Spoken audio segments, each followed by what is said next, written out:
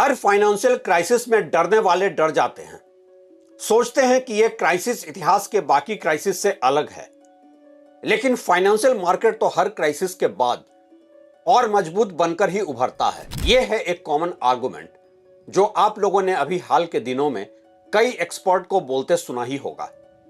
लेकिन एक parallel argument और भी है जो वाकई डरने का सबब है आम लोगों के लिए। आर्गुमेंट ये कि सेकेंड वर्ल्ड वॉर के बाद दुनिया ने ना तो इतने बड़े स्केल पर फाइनेंशियल रीसेट होते देखा है, ना ही कभी दुनिया एक मल्टीपोलर फाइनेंशियल वर्ल्ड की तरफ बढ़ी है, और ना कभी किसी ग्लोबल पावर ने करेंसी को वेपन, एक हथियार के तौर पर इस्तेमाल किया है। दुनिया भर की अर्थव्यवस्था पर बढ़ता कर्ज, ग्लोबल डिमांड में कमी और इन सब के बीच ये डर स्वाभाविक कि कहीं कोई वर्ल्ड फाइनेंशियल क्राइसिस एक फाइनेंशियल क्रैश की दहलीज तक न ले जाए। क्या वाकई आज का फाइनेंशियल क्राइसिस पहले के क्राइसिस से काफी अलग है, या फिर यह सिर्फ एक मोमेंटरी पैनिक है? किसका असेसमेंट है सही और कौन गलत? और क्यों कहा जा रहा है कि इस बार का फाइनेंशियल क्राइसिस इतिहास की किसी और भी क्राइसिस से है अलग? क्या वाकई एक नया फाइनेंशियल वर्ल्ड ऑर्डर की इमरजेंस का मतलब ही होगा पहले एक भीषण तबाही?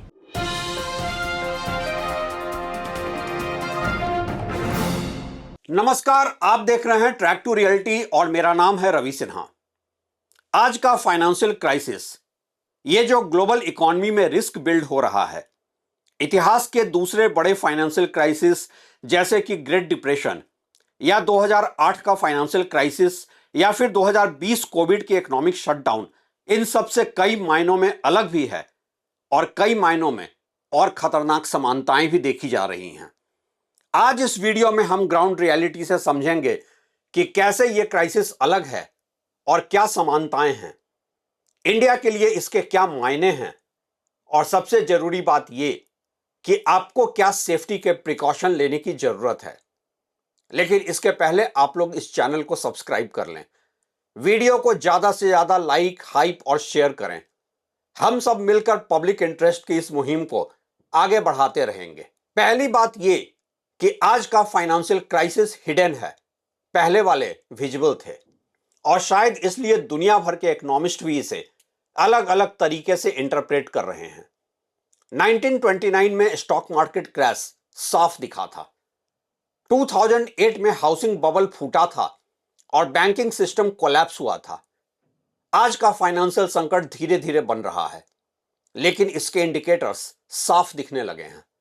High inflation, high interest rates, global debt explosion, trade war और साथ ही ग्लोबल करेंसी की एक नई रेस। इन सब का मतलब ये कि क्रैश अचानक नहीं हुआ है या अचानक से नहीं होगा, लेकिन स्लो स्क्वीज की तरह यह फाइनेंशियल डिस्ट्रेस अब सिस्टम की दहलीज तक आ चुका है। डेट का लेवल इतिहास में सबसे ज्यादा है आज, और ग्लोबल डेट कोई 300 ट्रिलियन डॉलर के पार पहुंच चुका है। ऐसा नहीं है कि ग्लोबल इकोनॉमी में पहले डेट नहीं था, लेकिन आज गवर्नमेंट्स, कंपनीज, इंडिविजुअल्स सब रिकॉर्ड लेवल डेट में हैं। आईएमएफ के अनुसार ग्लोबल डेट जीडीपी से ज्यादा हो चुका है और इसलिए रिस्क ज्यादा सीरियस है। अगर इंटरेस्ट रेट बढ़ाने की मजबूरी बने तो पूरा सिस्टम प्रेशर में आ जाता है। दूसरा मसला है मनी प्रिंटिंग का स्केल, जो कि अनप्रेसिडेंटेड है। 2008 के बाद और खासकर कोविड के दौरान सेंट्रल बैंक्स जैसे यूएस में फेडरल रिजर्व या इंडिया में रिजर्व बैंक ऑफ इंडिया ने मैसिव लिक्विडिटी डाली। रिजल्ट क्या हुआ? असेट प्राइसेस इन्फ्लेट कर गए, स्टॉक्स, रियल एस्टेट सब के सब ओवर वैल्यूड हो गए, लेकिन रियल इकॉनमी उतनी नहीं बढ़ी और इसलिए आपके पैसों की परचेज पावर कम हो गई। यह आर्टिफिशियल ग्रोथ क्रिएट करता है और पूरी ग्लोबल इकोनॉमी में आज एक ऐसा बबल देखा जा रहा है जो कभी भी वर्स्ट कर सकता है। एसेट बबल आज हर तरफ है, ना कि किसी एक सेक्टर में। Stocks, real estate, crypto, bonds, हर एसेट क्लास वैल्यूएशन में ओवर स्ट्रेच्ड लगता है। यहां तक कि सबसे सेफ हेवन गोल्ड भी ओवर वैल्यूड ही लगता है। यह ग्लोबल सिस्टम वाइड रिस्क बनाता है तीसरा जरूरी मुद्दा जो इस ग्लोबल फाइनेंशियल क्राइसिस को बढ़ाता है वो है ग्लोबलाइजेशन वर्सेस फ्रैगमेंटेशन। पहले ग्लोबलाइजेशन बढ़ रहा था, देशों के बीच ट्रेड ओपन था, दुनिया का एक ऑर्गेनाइज्ड फाइनेंशियल वर्ल्ड ऑर्डर था। 2022 में अमेरिका द्वारा रूस पर सैंक्शन लगाकर उसके फॉरेन असेट्स और डॉलर्स फ्रीज करने के बाद से ही वो वर्ल्ड फाइनेंशियल ऑर्डर टूट गया। अब मिडिल ईस्ट में अमेरिका इजराइल बनाम ईरान वॉर है, यूएस चाइना टेंशन है, ग्लोबल सप्लाई चेन शिफ्ट हो रहे हैं, वॉर्स एंड सैंक्शंस हथियार बन चुके हैं। इसका मतलब ये कि इकोनॉमिक शॉक्स अब किसी ज्योग्राफी स्पेसिफिक नहीं रहे, ये अब ग्लोबल बन चुके हैं। टेक्नोलॉजी एंड स्पीड फैक्टर की वजह से आज algorithm trading, instant capital flow तो हो जा रहा है, लेकिन इसका निगेटिव इंपैक्ट ये कि पैनिक पहले से कई गुना तेजी से फैल सकता है। हां, कहने को दुनिया भर की सरकारों का दावा है कि बैंक्स पर रेगुलेशंस ज्यादा हैं, सेंट्रल बैंक्स के पास टूल्स ज्यादा हैं, गवर्नमेंट्स जल्दी इंटरवेन करती है, इसीलिए कोलैप्स पूरी तरह अनकंट्रोल्ड नहीं हो सकता है। लेकिन बॉटम लाइन तो यही है कि आज का क्राइसिस अलग है, क्योंकि यह एक सिंगल ट्रिगर क्रैश नहीं बल्कि multi layered systematic pressure buildup है। रियल इनसाइट जो लोग इग्नोर करते हैं वो ये कि आज का फाइनेंशियल रीसेट किसी भी तरह से हो, चाहे अचानक क्रैश हो या जापान स्टाइल स्लो स्टैग्नेशन, दोनों ही केसेस में वेल्थ शिफ्ट निश्चित होता है और यह वेल्थ शिफ्ट पूरे फाइनेंशियल वर्ल्ड ऑर्डर को डीस्टेबलाइज करने की पोटेंशियल रखता है। अब ऐसे में सबसे जरूरी सवाल आपके नजरिए से, इस ग्लोबल फाइनेंशियल स्ट्रेस का इंडिया पर इंपैक्ट क्या होगा?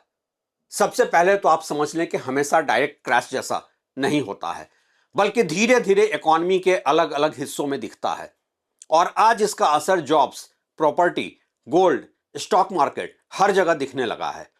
जॉब्स, नौकरियों पर असर सबसे पहले इंपैक्ट यही दिखता है और यह दिखने भी लगा है कि कैसे आईटी, स्टार्टअप्स, मैन्युफैक्चरिंग, एक्सपोर्ट्स में हायरिंग स्लो हो चुकी है, लेऑफ्स बढ़ रहे हैं और यह क्लियर ट्रेंड है क्योंकि सैलरी ग्रोथ भी रुकी हुई है। और ऐसा क्यों है? क्योंकि ग्लोबल डिमांड जब गिरती है, यूएस यूरोप में स्लोडाउन होता है, तो इंडियन कंपनीज पर असर पड़ना ही है। उदाहरण के तौर पर इन्फोसिस, टाटा कंसल्टेंसी सर्विसेज जैसी कंपनीज ग्लोबल क्लाइंट्स पर डिपेंडेंट हैं। रिसेशन ऐसे ही दस्तक देता है, जॉब सिक्योरिटी खत्म, सैलरी ग्रोथ खत्म, मार्केट में डिमांड खत्म और फिर पूरी इकोनॉमी ठहर सी जाती है। आम लोगों के लिए जीवन यापन का संकट बढ़ता है। ऐसे में लोग कर्ज में डूबने लगते हैं। इंडिया में लगातार कम हो रहे डोमेस्टिक कंजम्पशन और प्राइवेट इन्वेस्टमेंट इसका साफ इंडिकेशन है। आप में से कई लोगों ने हमसे पूछा है कि प्रॉपर्टी, रियल एस्टेट पर इसका क्या असर होगा। इंडिया में सच तो यह है कि यह सबसे कंफ्यूजिंग सेक्टर है। क्रैश भी हो सकता है और प्राइस राइज भी। शॉर्ट टर्म में अभी जो दिखता है वो ये कि इंटरेस्ट रेट्स बढ़ेंगे और होम लोन महंगे होंगे, इससे डिमांड स्लो हो जाएगी। फिर कंफ्यूजन कहां है? कंफ्यूजन इसलिए है कि जो नहीं दिखता है वो ये कि क्या ब्लैक मनी प्रॉपर्टी मार्केट में पार्क होने लगेगा? क्या रियल एस्टेट का सेफ असेट का परसेप्शन पैसा पार्क करने की वजह बनेगा? या फिर इंडियन रियल एस्टेट जो स्टॉक मार्केट से भी ज्यादा ओवर वैल्यूड है, वहां हाइप और रियलिटी का गैप खत्म हो जाएगा?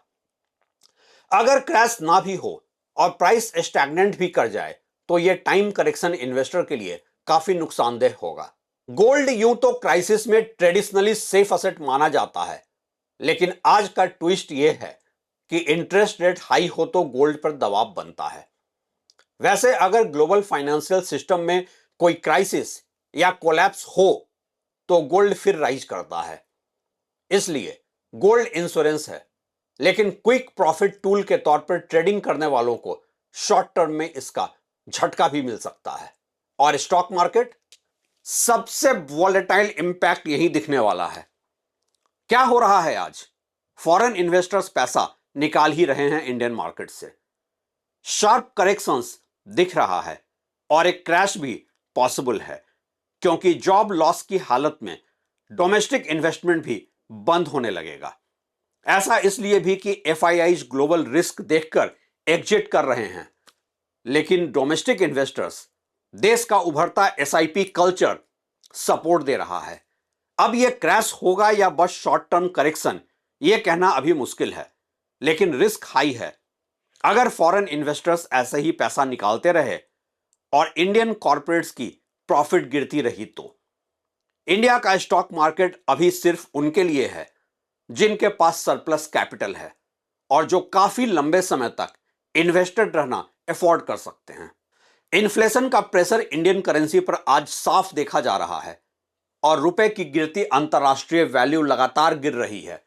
आम आदमी के लिए डेली लाइफ की कॉस्ट बढ़ती है और देश में हर तरफ कॉस्ट ऑफ लिविंग क्राइसिस दिखने लगता है।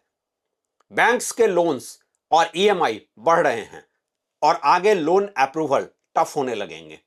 एनबीएफसी सेक्टर रिस्क में है ही, और अगर क्राइसिस और डीप हुआ तो क्रेडिट अवेलेबिलिटी कम हो जाती है। सीधी सी बात यह कि इंडिया में इंपैक्ट 2008 जैसा सडन क्रैश नहीं है, लेकिन slow pressure plus uneven impact ज्यादा है। सवाल यह भी है कि इस फाइनेंशियल रीसेट में वेल्थ शिफ्ट कहां होगा, कौन होंगे विनर्स और कौन लूजर्स। विनर्स होंगे जिनके पास लिक्विडिटी होगी, गोल्ड, लैंड जैसे असेट होंगे, जो स्किल्ड प्रोफेशनल्स होंगे और लॉन्ग टर्म इन्वेस्टर्स को भी फायदा मिलेगा। लूजर्स होंगे हाई डेट वाले, ओवर प्राइस्ड असेट्स खरीदने वाले और short term speculators. Practical takeaway यही है कि आने वाले समय में स्ट्रैटेजी बदलनी होगी। जॉब स्टेबिलिटी पर फोकस करना होगा, ना कि हाई सैलरी के लिए रिस्क लेकर जॉब स्विच करने पर। डेट कम रखना होगा, ओवर हाइप्ड प्रॉपर्टी से बचना होगा और ओवरऑल डाइवर्सिफिकेशन रखना होगा। यह सब कोई थ्योरी नहीं, बल्कि ground level practical India financial crisis survival checklist है, खासकर आम आदमी के लिए। इमरजेंसी फंड सबसे पहला टारगेट होना चाहिए। कम से कम 1 साल का खर्च अलग रखें और वो सेविंग अकाउंट या लिक्विड फंड होना चाहिए। ऐसा इसलिए कि किसी फाइनेंशियल क्राइसिस में जॉब लॉस सबसे बड़ा रिस्क है, इन्वेस्टमेंट लॉस नहीं। डेट कंट्रोल जरूरी है। Credit card dues, personal loans, high EMI ratio, ये सब फाइनेंशियल डिजास्टर हैं। अगर आपका ईएमआई इनकम के 30-35% से ज्यादा है तो आप ऑलरेडी रिस्क जोन में हो। यह वो समय है जब जॉब सिक्योरिटी स्ट्रेटजी बहुत जरूरी है। फोकस शिफ्ट करने की जरूरत है। हाई सैलरी चेजिंग की जगह stable company plus skill upgrade ज्यादा जरूरी है। स्किल अपग्रेड एक साइलेंट वेपन है किसी क्राइसिस में, क्योंकि सबसे ज्यादा डिमांड होगी नए स्किल्स की, जैसे कि AI tools, data skills, communication और सेल्स। रियलिटी यही है कि जॉब मार्केट में सर्वाइवल स्किल बेस्ड होगा, डिग्री बेस्ड नहीं। प्रॉपर्टी डिसीजन सबसे रिस्की मिस्टेक्स यही होती है। सिर्फ फ्यूचर ग्रोथ के नाम पर प्रॉपर्टी बाइंग अवॉइड करें। अंडर कंस्ट्रक्शन या हाई रिस्क प्रोजेक्ट्स के लिए तो स्पेशल वार्निंग जरूरी है। उदाहरण के तौर पर नोएडा इंटरनेशनल एयरपोर्ट के आसपास हाइप ड्रिवन प्रॉपर्टी बाइंग हो रही है। एक थंब रूल जो आप खुद से पूछें, क्या आपका लोन ईएमआई कंफर्टेबली मैनेजेबल है? वर्स्ट के सिनेरियो में भी, जॉब लॉस में भी। इन्वेस्टमेंट स्ट्रेटजी और पोर्टफोलियो को सिंपल रखें। किसी भी हाल में 40% से ज्यादा इक्विटी एसआईपी में न डालें। डेट फंड, गोल्ड भी जरूरी है। क्रिप्टो टाइप स्पेकुलेशन में ना पड़ें अगर आपके पास रिस्क लेने को सरप्लस पैसे ना हो तो। लिक्विड फंड कीमती है, क्योंकि अभी कैश इज पावर और क्राइसिस में चीप अपॉर्चुनिटी भी मिलती है, डिस्ट्रेस्ड असेट्स मिलते हैं। इसलिए पूरी लिक्विडिटी इन्वेस्टमेंट में अभी मत फंसा दें। बैंक के साथ भी सेफ्टी जरूरी है। 2-3 बैंक्स में पैसा डाइवर्सिफाई करना बेहतर ऑप्शन है, क्योंकि कोई एक बैंक डूबा तो आपको महज 5 लाख ही वापस मिलेंगे। लाइफस्टाइल एडजस्टमेंट पर अभी से कंट्रोल करें और अननेसेसरी ईएमआईज, लग्जरी पर खर्च ना करें। फाइनेंशियल क्राइसिस का थंब रूल है कि इनकम अनसर्टेन हो तो लाइफस्टाइल फ्लेक्सिबल होना चाहिए। वार्निंग साइंस जिनको इग्नोर करना अब अफोर्ड नहीं किया जा सकता है। अगर यह दिखे, लगातार lay off news, property transactions गिरना, ईएमआई डिफॉल्ट्स बढ़ना, बैंक्स टाइटनिंग लेंडिंग, समझ जाओ कि क्राइसिस सरफेस पर आ रहा है। फाइनल गोल्डन रूल, क्राइसिस में रिचेस्ट वो नहीं बनता जो ज्यादा अर्न करता है, बल्कि वो जो रिस्क मैनेज करता है। Ultra simple formula, survive, stabilise, then grow. चाहे यह फाइनेंशियल क्राइसिस इतिहास के किसी और क्राइसिस से अलग साबित हो या ना हो, इसका फैसला भविष्य करेगा। लेकिन इस क्राइसिस की सीरियसनेस को समझना अभी के लिए तो बेहद ही जरूरी है। शुक्रिया।